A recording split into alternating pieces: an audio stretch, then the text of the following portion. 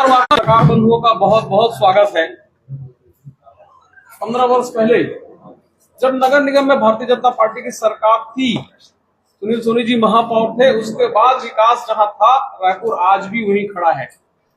साथ ही इस प्रदेश में कांग्रेस लगातार जाति, धर्म और पंथ के नाम से लेकर बंटवारा करके ही आदिकाल से शासन करते आई है, आजादी के बाद से।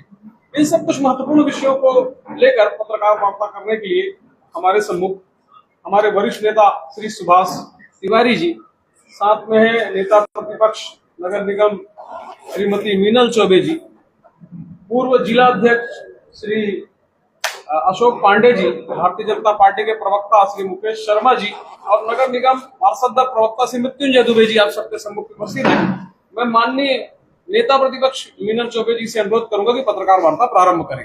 धन्यवाद जी। बहुत बहुत धन्यवाद अनुराग जी। और आज हमारी इस प्रेस वार्ता में, भारतीय जनता पार्टी की प्रेस वार्ता में आप सभी पत्रकार बंधुओं का और मेरी बहनों का बहुत बहुत स्वागत है।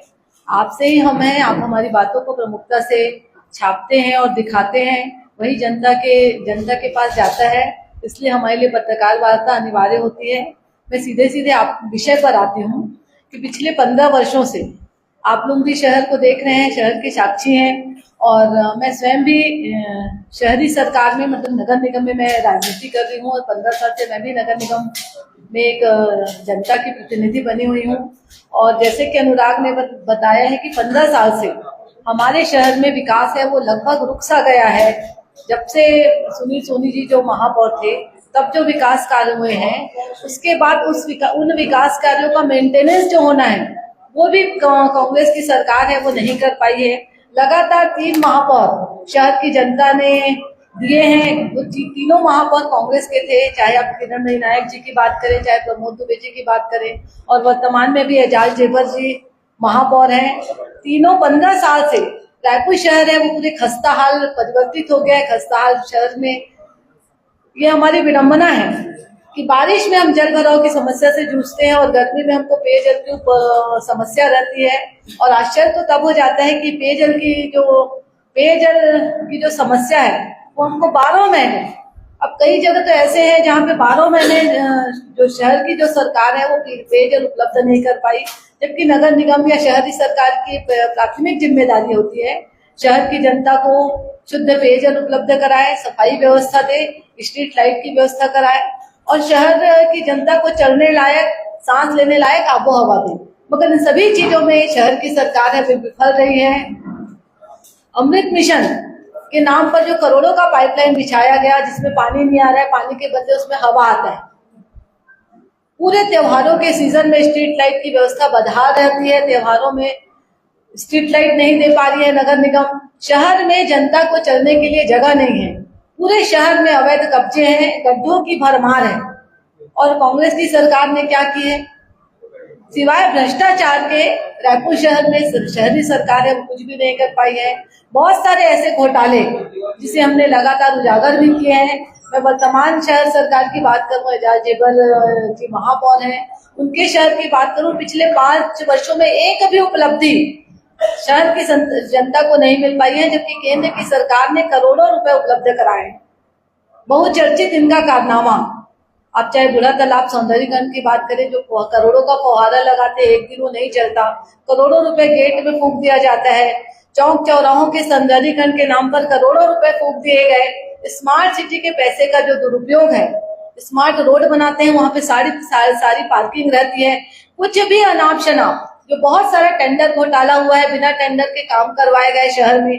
सामुदायिक भवन में मंत्री जी का कब्जा हो जाता है। यूनिपोल का घोटाला जो स्वयं महापौर ने सामने लाया, उसके बाद फिर मौन धारण कर लिए। ये बहुत सारी ऐसी चीजें जो करने का काम था वो नहीं किए। नगर निगम सीमा के अंतर्गत जो उद्यान आते हैं, हम उद्यान सौंदर्य उद्यान में अच्छी आबो हवा के लिए हम उद्यान बनाए हैं, हमारी सरकार ने उद्यान बना के दिए, उसका पूरा व्यवसायीकरण करके शहर की व्यवस्था को चौपट कर दिए। कुल मिलाकर मेरा ये कहना है कि 15 साल में शहर की जो दुर्गति हुई है उसके लिए कांग्रेस की सरकार जिम्मेदार है। और मुझे आश्चर्य होता है कि किस मुंह से ये लोग वर्तमान चुनाव में वोट मांगने जा रहे हैं। मैं आप सभी मीडिया के बंधुओं के सामने यह निवेदन करने आई हूँ कि जो शहर की सरकार है वो पूरी तरीके से विफल रही है। 15 साल से शहर की सरकार कुछ भी नहीं दे पाई है, मैं स्वयं इसकी साक्षी हूँ। उसके बावजूद अगर शहर की जनता से अगर आप किसी वोट मांगने जा रहे हैं तो आपके माध्यम से हम जनता से भी अपील करना चाहेंगे कि ऐसी भ्रष्ट, दोहरी नीति, जातिवाद की राजनीति करने वाली कांग्रेस की सरकार को जड़ से उखाड़ कर फेंके और भारतीय जनता पार्टी के पक्ष में मतदान करें। आगे मैं माननीय हमारे भारतीय जनता पार्टी पार्षद दल के प्रवक्ता, वरिष्ठ नेता सामान्य मृत्युंजय दुबे जी को अपनी बात रखने के लिए आगे आमंत्रित करते हैं। फिर आप लोगों के भी प्रश्न आ जाएंगे। सभी पत्रकार साथियों को नमस्कार। आने वाले 13 नवंबर को दक्षिण विधानसभा के उपचुनाव में रायपुर दक्षिण विधानसभा से भारतीय जनता पार्टी की लोकप्रिय प्रत्याशी सुनील सोनी जी हम सबके बीच प्रत्याशी के रूप में हैं। और सुनील सोनी जी कोई नया नाम नहीं है। रायपुर नगर निगम के पार्षद से उन्होंने राजनीति शुरू की, छात्र संघ अध्यक्ष भी रहे अपने समय में और सभापति बने, नगर निगम के महापौर बने। उस समय मैं उनके साथ निर्दलीय पार्षद हुआ करता था। सुभाष तिवारी जी भी हमारे साथ पार्षद थे उस समय में, जो पहली बार हम सब पार्षद बने थे। तो आपको बता दें कि रायपुर शहर में नई राजधानी बनते समय हम सब पार्षद के रूप में मध्य प्रदेश में पार्षद थे। 1 साल के बाद 2000 में राजधानी छत्तीसगढ़ नया राज्य बना, रायपुर राजधानी बनी। उस समय रायपुर का विकास था ही नहीं, कोई सड़क नहीं थी, कोई बिल्डिंग नहीं था। डीकेएस मंत्रालय बना, डीकेएस हॉस्पिटल मंत्रालय बना। वहां बैठने की मंत्रियों की व्यवस्था नहीं थी, मंत्रियों के बंगले नहीं थे, सड़कें नहीं थी, सड़कों में लाइटें नहीं थी, नालियां नहीं थी, मुरम की सड़कें थी, शहर अंधेरे में डूबा रहता था, कोई सड़क चौड़ीकरण नहीं था, पीने का पानी नहीं था, कॉलोनियों में टैंकर चलते थे, नल पहुंचा नहीं था। ऐसे समय में सुनील सोनी जी जब रायपुर शहर के महापौर निर्वाचित हुए, 2005 में जो चुनाव हुआ, दूसरी बार बने वो, तो उस समय आप देखेंगे कि महापौर बनते ही उन्होंने सबसे पहले केंद्र सरकार से 303 करोड़ की योजनाएं लाई पीने की पानी की। इस शहर में केवल 5 टंकियां हुआ करती थी। 2005 के पहले केवल 5 टंकियां हुआ करती थी। 2005 के बाद 2005 से 9 तक जो सुनील सोनी जी महापौर रहे तो उन्होंने 32 टंकियों का निर्माण करवाया। 32 टंकियों का निर्माण करवाया, टंकियों को पानी से जोड़ा, पाइपलाइन बिछाया, घर घर नल कनेक्शन देना चालू किया। उसी समय उन्होंने रायपुर शहर के प्रमुख चौराहों में ट्रैफिक सिग्नल लगवाया। पहले क्या है कि ट्रैफिक वाले रुकते थे, रस्सी बांध के रुकते थे, उसके बाद में सिग्नल लगा। उसी समय रायपुर शहर में महापौर जी सुनील सोनी जी रहते हुए घर घर कचरा कलेक्शन करने के लिए रिक्शा पार्षद निधि से, विधायक निधि से, महापौर निधि से, नगर निगम के समान मद से रिक्शा खरीद के सभी वार्डों में 10-12-13 रिक्शा देना चालू किए। पहले नगर निगम के कर्मचारी घर घर कचरा उस रिक्शे से लेते थे, जो हमारी सामान्य रिक्शा हुआ करता था, कचरे का गाड़ी। तो चाहे आप ट्रैफिक सिग्नल का मामला देखो, चाहे घर घर कचरा कलेक्शन का मामला देखो, चाहे घर घर पानी पहुंचाने का, आने वाले 20 साल तक रायपुर राजधानी के जो स्वरूप बढ़ेगा, जनसंख्या बढ़ेगी, 10, 15, 20, 25 लाख की जब जनसंख्या होगी तो उनके लिए पानी की व्यवस्था कैसे होगी। सड़कों का चौड़ीकरण आप देखेंगे कि जो नगर गढ़ी से लेके जो तेली बांधा का जो गौरव पथ बना, वो गौरव पथ भी सुनील सोनी जी के समय बना। हम लोग जब पार्षद थे पहली बार 2003 में उसकी कल्पना शुरू हो गई थी। उस समय सोनबड़ी बुरा नगर निगम के आयुक्त हुआ करते थे। हम सब, सुभाष जी बैठे, मैं बैठा हूँ, सुनील सोनी जी थे, गौरव पथ बना। वही आज गौरव पथ के समान चौड़ीकरण दिखता है। बाकी आप बता दीजिए कोई सड़क पिछले 5 साल में, जब भूपेश बघेल की सरकार थी, जब एजाज जेवर थे, एक ऐसा समय था 2005 से 2009 के बीच में, जब रायपुर नगर निगम में सुनील सोनी जी भाजपा के महापौर थे, भाजपा का सभापति रतन टाटा जी थे, भाजपा के पार्षद का बहुमत था, भाजपा के पार्षद एमआईसी में थे। और दूसरा अवसर आया अभी 2018 में, जब कांग्रेस के महापौर एजाज जेवर बनते हैं, भूपेश बघेल कांग्रेस के मुख्यमंत्री बनते हैं, नगर निगम से लेकर राज्य में इनकी सरकार रहती है और 767 करोड़ रुपए स्मार्ट सिटी का पैसा इनको मिलता है, जिसमें राज्य सरकार और नगर निगम मिलकर रायपुर शहर के इतिहास को गढ़ सकते थे, रायपुर शहर के विकास को आगे बढ़ा सकते थे। सुनील सोनी जी के जाने के बाद, 2009 के जाने के बाद में भारतीय जनता पार्टी का महापौर पिछले 15 साल में आज तक नहीं बन पाया। नगर निगम में कांग्रेस के महापौर बनते रहे, लेकिन जब कांग्रेस की शासन प्रदेश में भूपेश बघेल की मुख्यमंत्री के तौर पर रही और स्वयं एजाज ढेबर रहे तो उनको क्या मिला? भूपेश बघेल ने उनको एक फूटी कौड़ी नहीं दिया। व्हाइट हाउस बना, नगर निगम का कार्यालय बना तो सुनील सोनी जी ने बनवाया। वहां पे पहले पशु चिकित्सालय होता था। पशु चिकित्सालय की जमीन को राज्य शासन से नगर निगम ने लिया और उसका स्थानांतरण करवाया और वहां पर व्हाइट हाउस बनवाया कि नगर निगम के पार्षद जय स्तंभ के उस छोटे से भवन में कैसे बैठेंगे। संख्या बढ़ गई थी। 54 से 70 पार्षद हो गए थे। पहली बार हम 54 पार्षद थे, 70 पार्षद। तो 70 पार्षद कहाँ बैठेंगे? एक व्यवस्थित व्हाइट हाउस किसी ने बनाया तो सुनील सोनी जी ने बनाया। रायपुर नगर निगम का जो इंडोर स्टेडियम है बलबीर जुनेजा इंडोर स्टेडियम और आउटडोर स्टेडियम जो है वो 1994 में चालू हुआ था, लेकिन उसके लिए फंड नहीं था। दिग्विजय सिंह ने उसके लिए फंड नहीं दिया। जब डॉक्टर रमन सिंह 2005 में मुख्यमंत्री बन के आते हैं, सुनील सोनी जी जब महापौर बन के आते हैं तो उसके लिए 200 करोड़ रुपए दिया जाता है। वो 200 करोड़ रुपए से वो इंडोर स्टेडियम बनता है। 2011-12 में इंडोर स्टेडियम का भी उद्घाटन होता है डॉक्टर रमन सिंह जी के और सुनील सोनी जी के और ब्रिजमोहन जी के प्रयास से। तो ब्रिजमोहन जी के प्रयास से लोक निर्माण मंत्री रहते, नगरीय प्रशासन मंत्री भी उनके पास विभाग रहा, तो इंडोर स्टेडियम का जो विकास है उनके समय होता है। केनाल रोड बनता है। आप देखते हैं 2005 के बाद जो केनाल रोड है, जितनी नहरें थी उस पर केनाल रोड, बाईपास रोड बनाया गया, सब मुख्य सड़कों को जोड़ा गया और सब स्कूलों को बनाया गया। तालाबों का सौंदर्यीकरण हुआ, चाहे पहलवा तालाब हो, ठुको तालाब हो, कारी तालाब हो, चाहे सुंदरनगर का पहाड़ी तालाब हो, चाहे चंगुरा बाटा का तालाब हो, चाहे गुड़ियारी का मच्छी तालाब हो, ऐसे कटोरा तालाब हो, ऐसे जितने तेली बांधा तालाब का जो सौंदर्यीकरण है।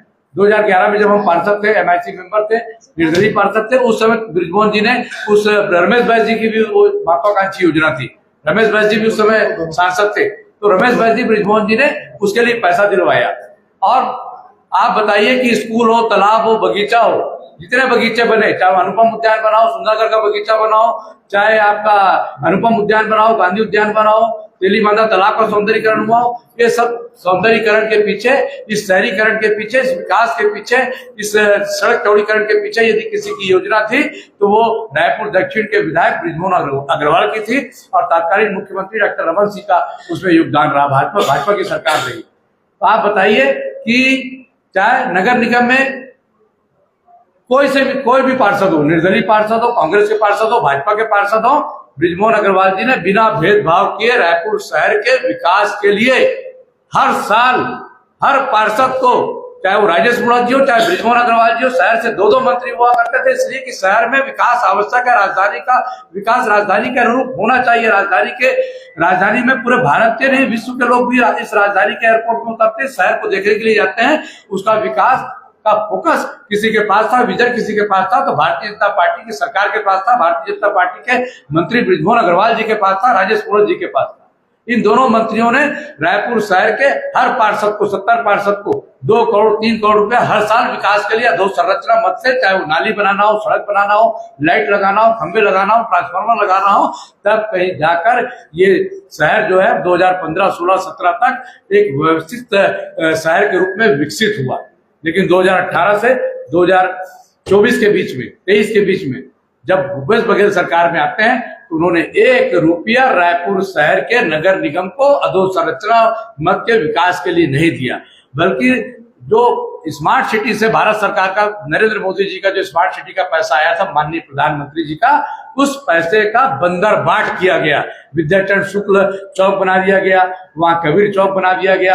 आप देखें उस चौक में लाइट नहीं जलती, विद्याचरण जी की फोटो हट गई, वहां लाइट बंद हो गई, चौक टूट गया 4 साल में।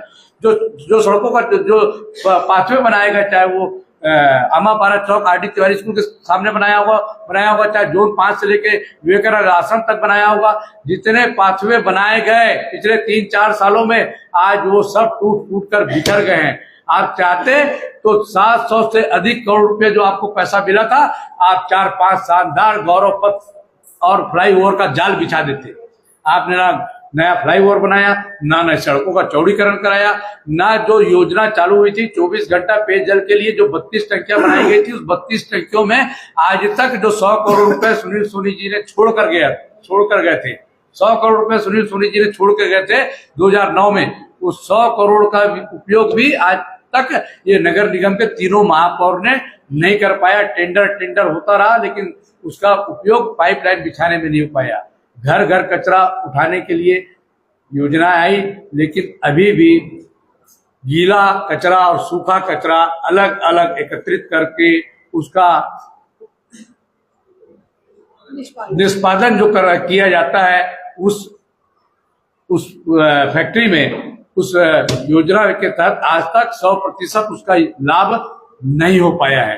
तो आप देखेंगे कि जो योजनाएं सुनील सोनी जी ने चालू की थी, चाहे 24 घंटा पेयजल की योजना हो, चाहे 24 घंटा बिजली की व्यवस्था की बात हो, चाहे 24 घंटा आपकी कचरा सुबह और शाम उठाने की बात हो, उसका निष्पादन की बात हो, ये सब नहीं कर पाए। बृजमोहन अग्रवाल जी ने जिस विकास की गंगा रायपुर शहर में दक्षिण विधानसभा में जो लाए थे और जो गंगा बहाई थी, जो पैसा मिलता था, वो पैसा भी पिछले 5 साल में एजाज ढेबर के शासन में नहीं मिला।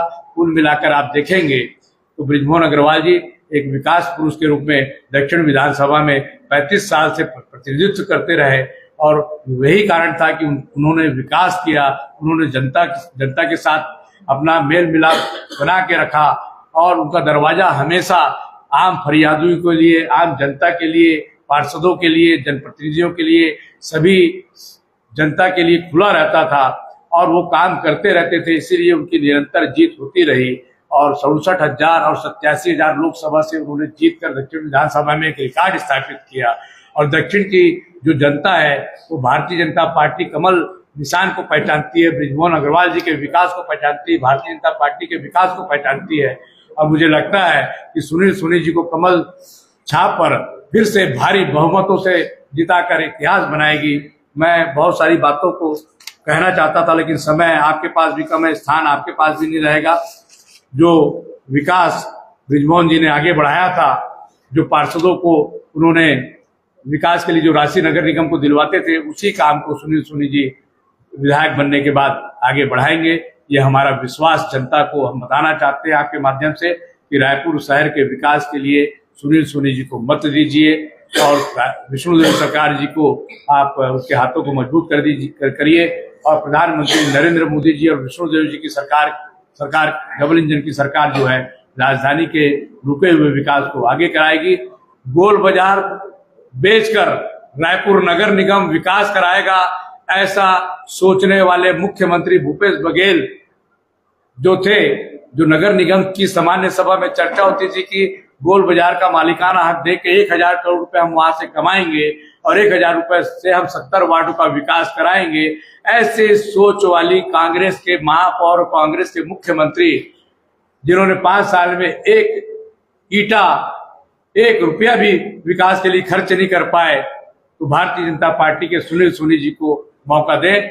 यही बात करते हुए मैं अपनी बातों को समाप्त करता हूं। आगे मैं भाजपा प्रवक्ता मुकेश भैया से अनुरोध रखूंगा कि अपना विषय रखें। इसे ले लीजिए। इधर आ जाइए। आप इसके बाद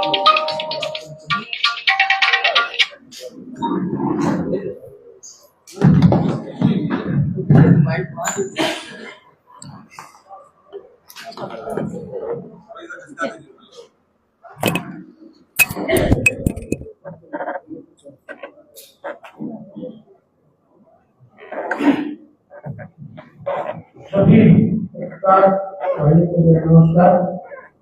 जैसा कि आप अभी नगर निगम में नेता प्रतिपक्ष